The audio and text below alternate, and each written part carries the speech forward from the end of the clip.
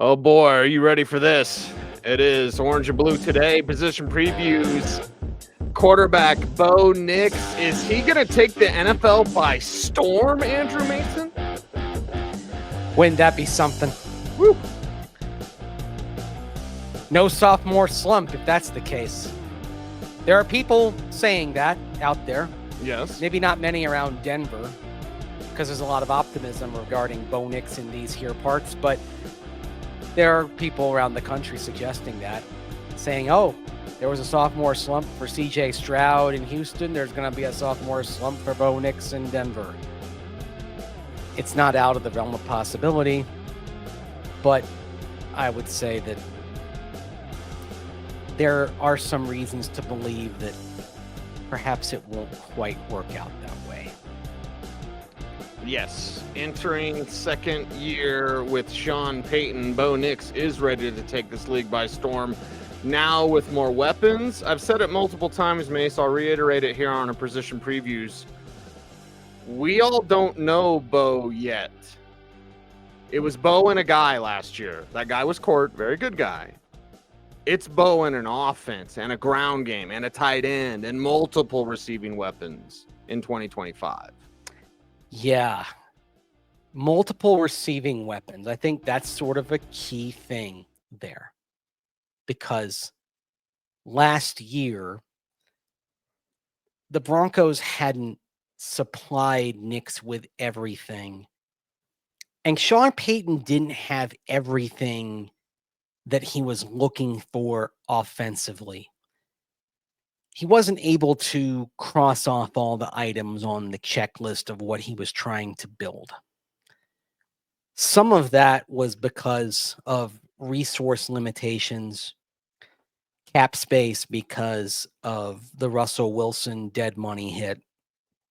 The Broncos had the largest single dead money hit for any player. Overall dead money for a single year, they were number 2 overall in NFL history.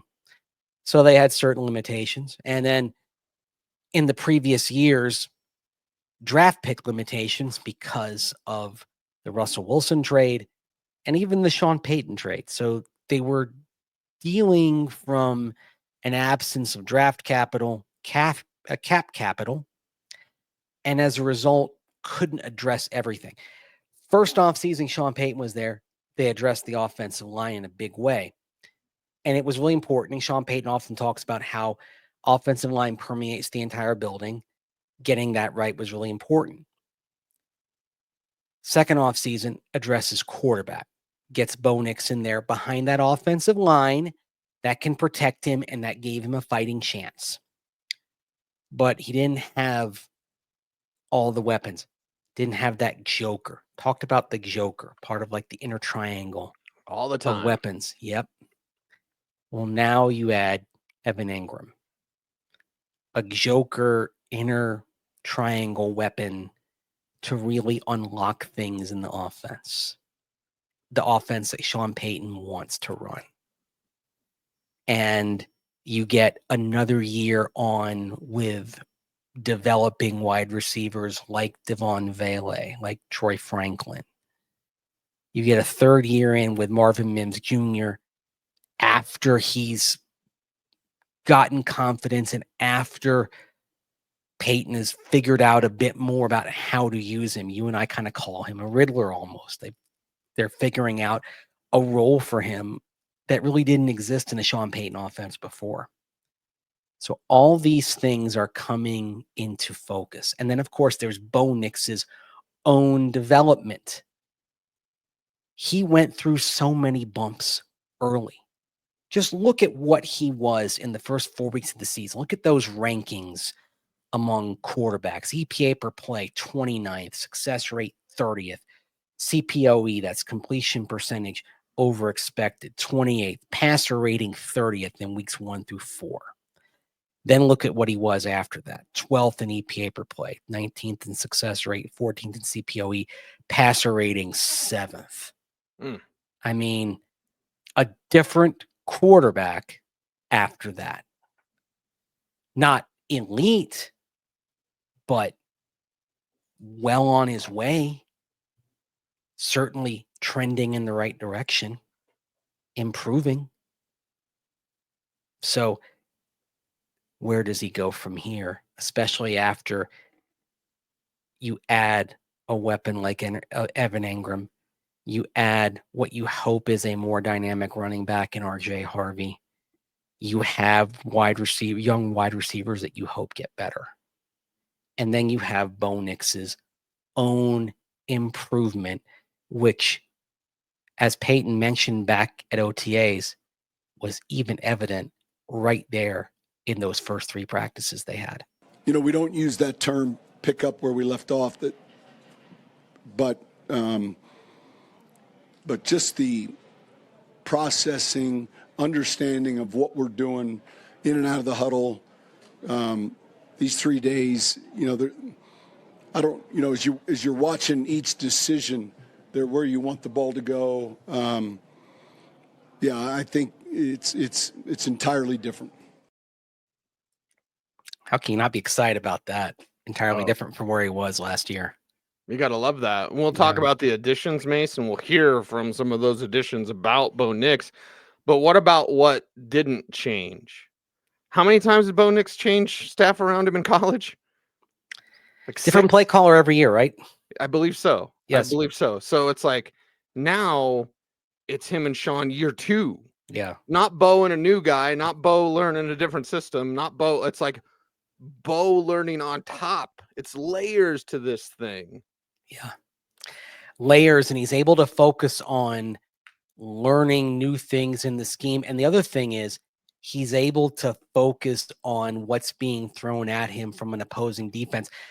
Last year and even early last season, he's focused on having to do simple things. Like he's focused on his drop. He's focused on his footwork, trying to do things at an NFL level, trying to unlearn habits that had set in that he was able to get away with in college that you can't get away with in the NFL. So you're thinking about those little things and trying to get them right, which means that's taking up space in your head and you can't think about all the things that are being thrown at you, which explains in a lot of ways the bad moments that he had early in the season. But then as you have repetition, you do those things more and more, they become habit. You learn, you apply, and all of a sudden it becomes ingrained behavior and you become a different quarterback. And these things that were so hard to do when you were trying to unlearn old habits and create new ones, then they become your habits, then they become your ingrained behavior, and you don't think about them anymore. And as he mentioned back in OTAs, because you're not thinking about those things, you can think about what you're facing in a defense. And the difference was clear watching him. And he pointed that out and when he was asked about it during OTS. Well, it helps a lot because I'm not thinking about what the offense is doing, and usually that's the case. When you go up to the line of scrimmage, you want to be, only thinking about the defense, only processing and reacting to the defense, not, maybe the footwork or the motion or the timing or whatever that I'm doing. So that, I feel like, process is eliminated, and now I can focus on a lot more of the defense. Think about last year sometimes, like it was a chore just getting the play out sometimes, right? Yep. It was a laborious process. I mean, there were moments where they struggled to get the play off in time because the whole process seemed strained. And some of that was just Bo Nix adapting to that, getting used to that. Well, now he's past that. And so this is where the good stuff begins, man. Like this is the start of something. Mm-hmm. Now he's focused on those guys over there. Yeah. It's second now. All the stuff that he was having to think about, it's second nature to him. Mm-hmm. It's pretty exciting. And I think about all the sophomore soars that have been out there, not SOARERS, sorry. Yeah. Because how many second-year quarterbacks made it to the Super Bowl?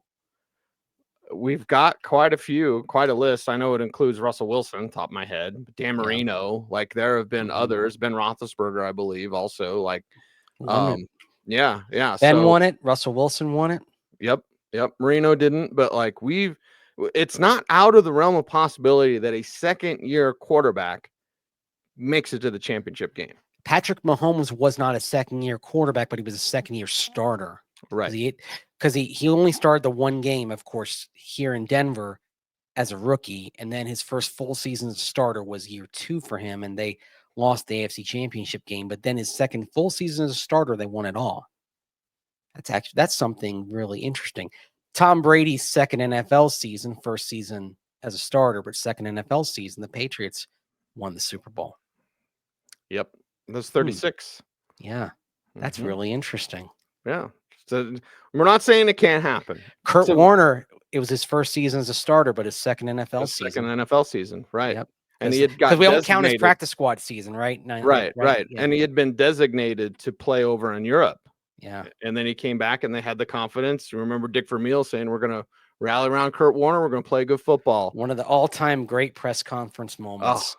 And loved people thought he was crazy. Yes. I'll say I was the only person who probably didn't think he was crazy because I'd watched Kurt Warner in the Arena League. And I actually thought, okay, he's going to be pretty good. But I was also young, and I was probably the only one who thought Kurt Warner was going to be something because I'd seen him in the Arena League. I thought, this guy's pretty good, but probably thought I was high or something. Well, the Broncos are going to rally around Bo Nix, and they're going to play good football. I like that. I like that. Yeah. Yeah. And not only that, I like the fact, let's talk about the Evan Engram thing. Yeah. Ingram was admiring Bo from afar.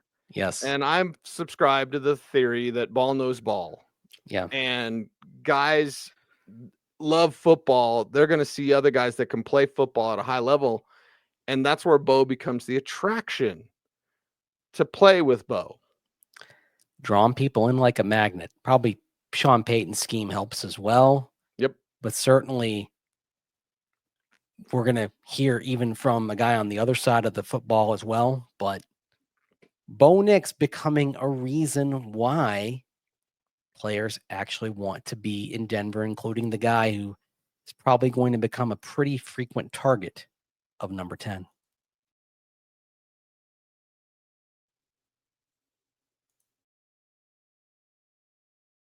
That's weird.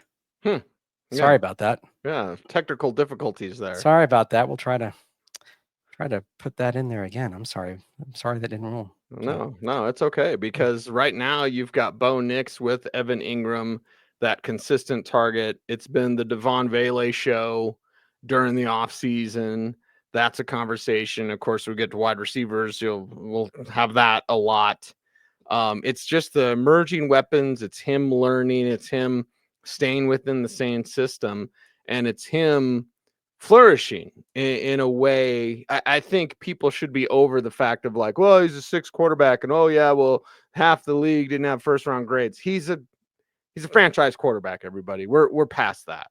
You should be past that. We should be past that. Maybe we're not necessarily past it, but we should be. QB6 does not matter anymore. Nope. It shouldn't matter before, but it does not matter anymore. What matters is he's the Broncos QB1. What also matters is that he fits what the Broncos wanted to do. That he fits what Sean Payton was looking for. We'll play the other comment here. This is from Talanoa Hufanga, because he looked at Bo Nix from afar and liked what he saw as well. Knowing him now, I'll say real quick because I can talk about my past. Just seeing how he works is one thing. I think that's like first in line, first guy that's going to run, that's going to beat a lot of guys in race. He's just a guy that wants to work. I think for me, I was injured last year as well. I got to watch a lot of ball. You see a guy that I think started off the year a little shaky, but that's the beauty of it. He bounces back and he shows up each and every week, even when things aren't slotted in his way. And so watching a guy that, like I said, just battled through adversity, something that I admire, watching him do it each and every day, and we could go out there and try to do it again this year. And think about that. He knew that early on he had his struggles. That's a defender watching an opponent and saying, hey, look at how this guy's improved. Yeah, he knew. Yep. He paid attention to what was going on. That was the thing. Yes. He was paying attention. He's taking note, but also a lot of guys, they watch like primetime games as well too. So it's not just like seeing like how he's working. It's also frankly seeing like how he's playing and seeing, oh, this is a great play. Like, wow, love that deep shot that he had to Marvin Mims, right? Like it's looking at stuff like that as well. Looking at a big play down the field. Looking at him take that shot. That's something that you have to take note of as well. So it's not just the intangible. I mean, they talk about the intangibles, but it also is the tangible stuff. Like, okay, he can deliver this throw because for all the kind of the leadership attributes and all that, none of it. It's not going to hold water without the ability to go out there and ball, so to speak. Yeah. And certainly Bo Nix is showing that he can do that. That he can do that at a high level. And that's going to get people's attention. So no matter the side of the ball you're on. No matter the side the ball you're on. And the thing is, Hufanga is going to notice it because he's going to watch film of other offenses. He's going to see, okay, man, I don't really want to go against this. Sort of like, John Elway knew what he wanted to avoid. Like he didn't really know how to scout quarterbacks, unfortunately, at least not to find the successful quarterback in the draft, but he knew how to scout edge rushers because the Broncos did an above average job at finding edge rushers during his time. We don't want to think about the quarterbacks, unfortunately, other than, Peyton Manning, which, everybody knew Peyton Manning was good. But he was able to get Von Miller because he knew what he didn't want to face. And Hufanga saw Bo Nix and knew what he didn't want to face. You don't want to face Bo Nix more and more if you're an opposing safety. Right. Although Hufanga did get a pick off of Bo Nix during OTAs. Right. So give him credit for that. Yeah, give him credit for that. And the great thing, and you and I have talked to enough athletes and former NFL players, when they watch a play, Mace, you and I watch it and we're like, this is unfolding. A lot of pros that I know, and I'm sure you're the same, they'll see the lineup and be like, it should go here. Yeah.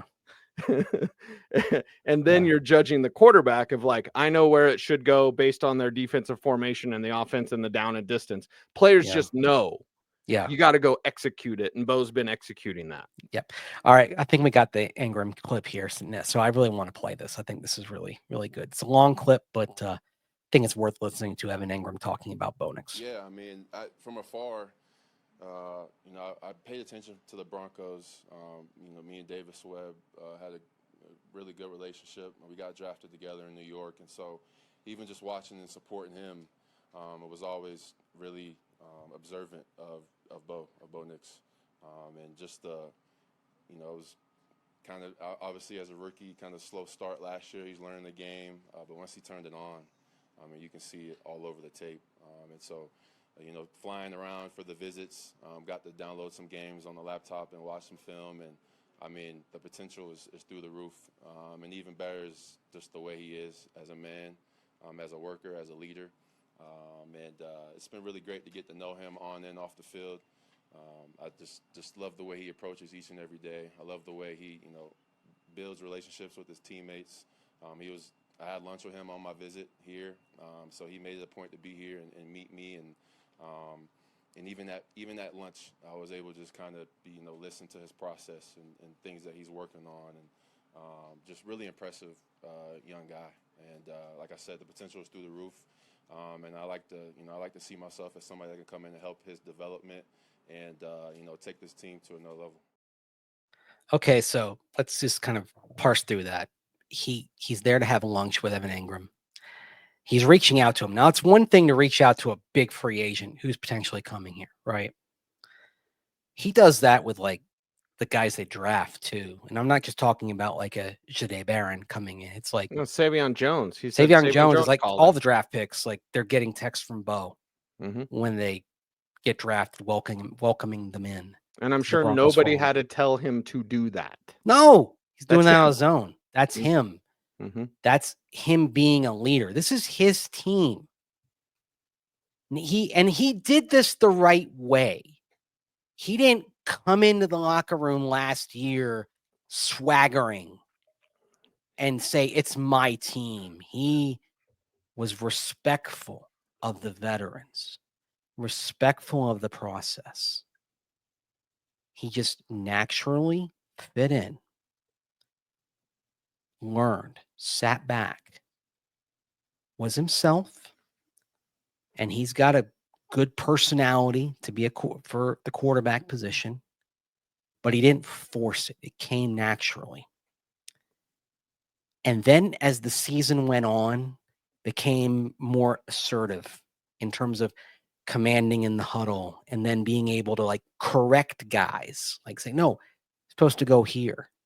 But it wasn't immediate. He had to earn that. And he had to learn the offense enough to where he could be able to do that. By the time he got to that point, he had earned the respect of the guys to be able to correct and guide with some gravitas.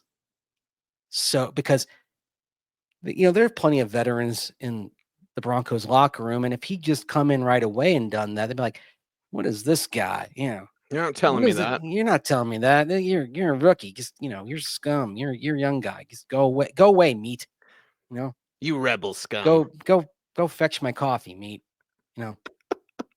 Mm-hmm. He went about it the right way. Earned it. Because he did that, he earned the respect. And now it's his team. Bo Nix's team. But he went about it the right way. And so now, you've got 9-10 year veterans, all those guys who've been around a while, but they follow him.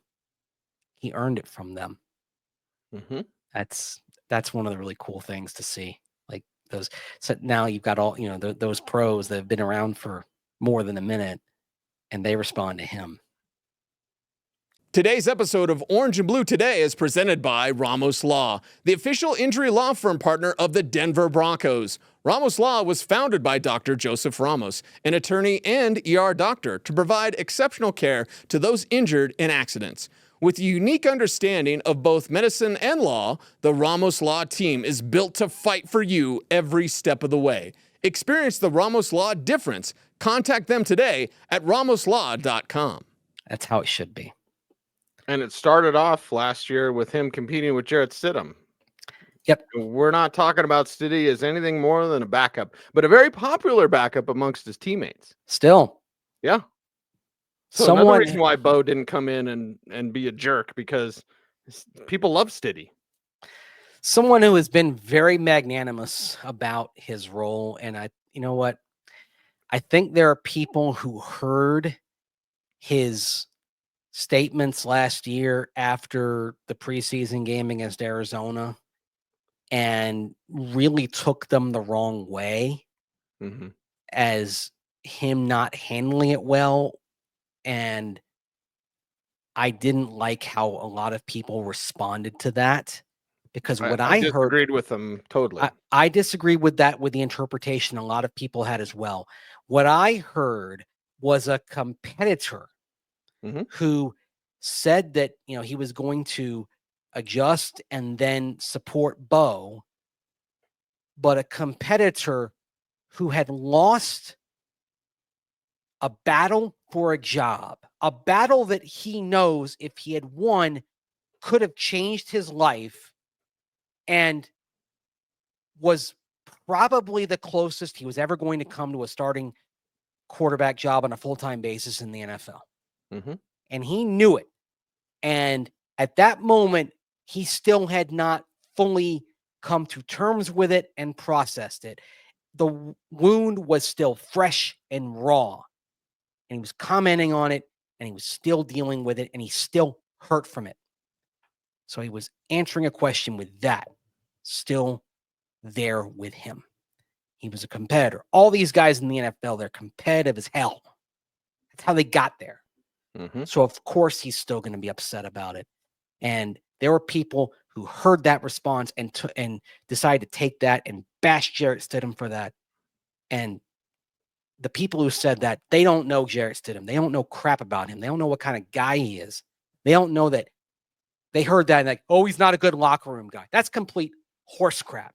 He's actually one of the best locker room guys I've ever been around.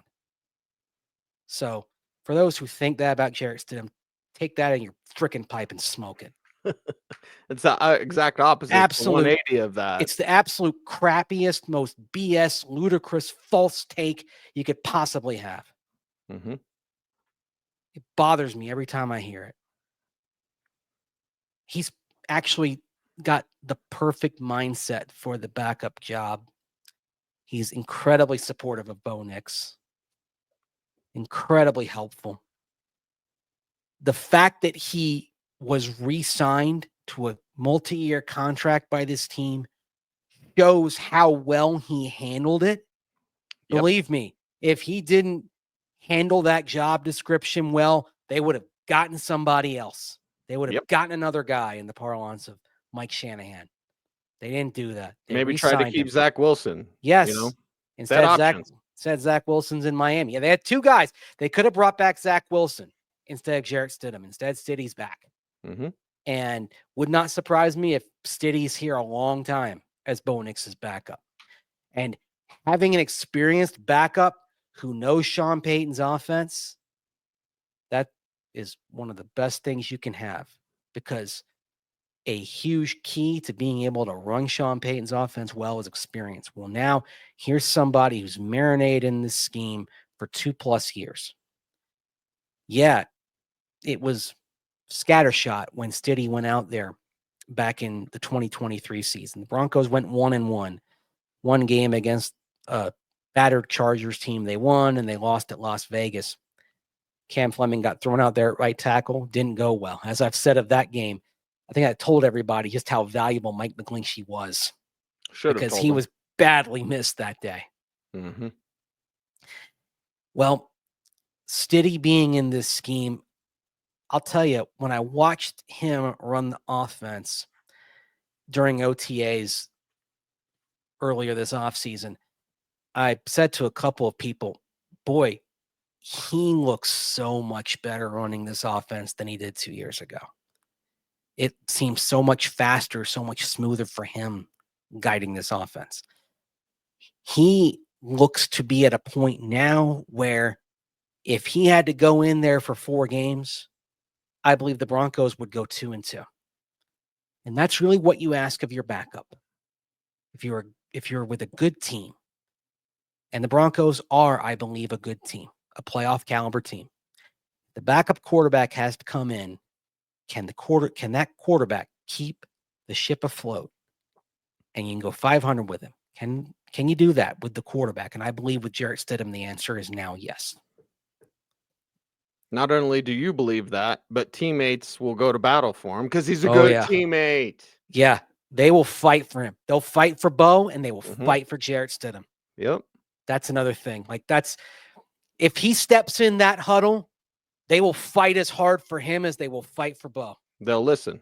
Yeah, and they'll respond to him like they respond to Bo, because they respect him just like they respect Bo. Mm-hmm. So that too is a reason why he's back with the Broncos. It's an under the radar thing that they re-signed him, but the fact that the Broncos brought him back says a lot about how the coaches view him and how the entire team views him. If the team did not have such respect for Jarrett Stidham, they would have gotten another backup or they would have re-signed Zach Wilson. But he is one of the most respected and I would say beloved players in that locker room. And that's a big reason why he's still here. So anyway, I get fired up about that because there was a lot of BS said about Jarrett Stidham in the wake of that. And it still pisses me off. I can say that, right? I can say that word. Yeah, we're fine. Okay. All right. Yeah. Anyway, and we got to talk about Sam Ehlinger as well. They brought him in, of course, in free agency. Probably the most likely outcome for Sam is practice squad, that they end up passing him through waivers and he ends up on the practice squad. That's fine. In terms of roster construction, that seems to make the most sense. I think there's a very good chance the Broncos could pass him through waivers and get him through to the practice squad. He's got some experience, which you like, just in case everything fell apart and you had to have him out there. I mean, the ideal situation, frankly, Cease, is that you could keep him around for a couple of years and have him marinate and have him learn Sean Payton's scheme just in case everything collapsed and you had to throw him out there. I mean, I don't know if the whole thing went kaput and you lost both quarterbacks, they'd be ready to do all that much immediately. But he's got an interesting skill set. He's got some mobility as well. So, I mean, I don't know if we're talking about Taysom Hill-like packages potentially, but there are some intriguing aspects to his skill set, no doubt. Yeah, and with Sean Payton, he'll want to see what's more there. Yeah. As a practice squad developmental player. Yeah. I liked the pickup a lot, though, to bring him in. And I think also when it happened in April, it basically said, there's probably not anybody we really like as a undrafted quarterback to bring in this year. Mm-hmm. And certainly you and I both know this wasn't a deep quarterback class. I mean, we talked about this a lot. I think there were a lot of quarterback reaches. I like next year's quarterback class depth-wise more, and maybe that's where you do talk about an undrafted quarterback or a 7th-round quarterback who comes in to be a potential number 3. This year didn't have those guys, and so Ellinger certainly, I think, made sense as the 3rd guy to have in that room. Right. And he's also one of those guys, I'll just say quickly because I appreciate Jordan Dizon and his work now as a pro scout. Let's say Kyle McCord with the Eagles is their 4th guy, because I'll probably keep Dorian Thompson-Robinson. Yes. But that's Kyle McCord, Sam Ellinger, these are the type of players maybe you'd pick up or pluck some from somebody's practice squad as they're trying to do the maneuvering in August. Yeah. So, keep an eye on that. But I expect he'll probably still be with the Broncos on the practice squad this year. And then, you know what I think they would do if he's still on the practice squad? That I think they would do the thing they did with our old friend, Ben DiNucci, give him a few elevations later on in the season to give him a little extra cash as well. Yeah, for sure. They like they did with Henningsen last year as well on the defensive line, just to take care of him a little bit. Yeah. Sean Payton likes to take care of his. Yeah, it's what good teams do to take care of their guys. Yep. Sean Payton, now to his credit, really he does right by his guys, and he keeps his promises as far as elevations and bringing, if he says, I'm going to put you on the practice squad and I'm going to bring you back to the 53, like with a guy like Lil Jordan Humphrey last year, he really does keep his promises on that. Mm-hmm. Michael Burton as well. He's good at that. Yep. We got a good team around us. It's called our audience on YouTube, Mace. And how can folks help us out?